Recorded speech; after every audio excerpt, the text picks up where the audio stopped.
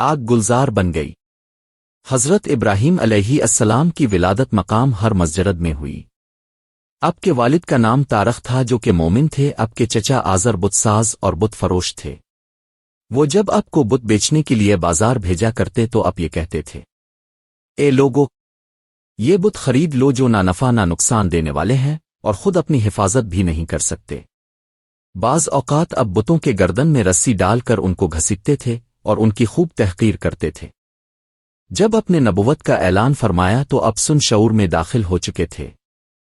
جب اپنے تبلیغ شروع کی تو سب لوگ اب کے خلاف ہو گئے۔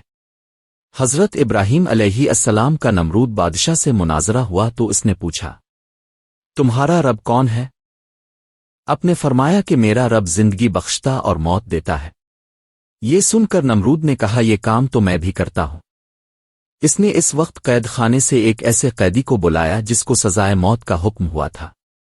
نمرود نے اس کی سزا معاف کر دی اور کہا، لو میں نے ایک شخص کو زندگی بخش دی جبکہ اس وقت ایک بے گناہ شخص کو موت کی سزا دے دی۔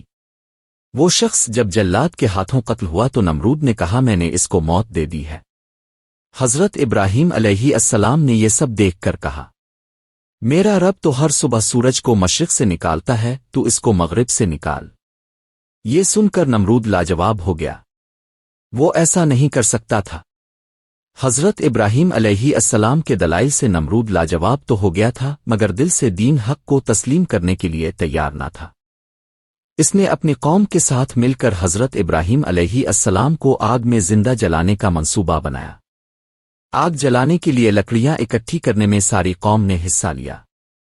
ایک بہت بڑا گڑھا کھودا گیا اور اس میں لکڑیاں ڈال کر آگ لگا دی گئی۔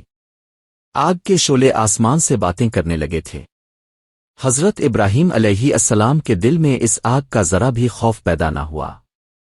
انہیں یقین تھا کہ جس پروردگار نے انہیں پیدا کیا ہے وہی ان کی حفاظت کرے گا۔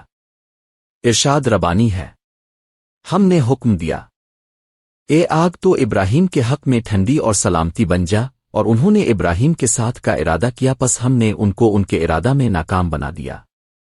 جب نمرود اور اس کی قوم نے حضرت ابراہیم علیہ السلام کو آگ میں ڈالا تو وہ گلزار بن گئی۔ اب پر آگ نے کوئی اثر نہ کیا۔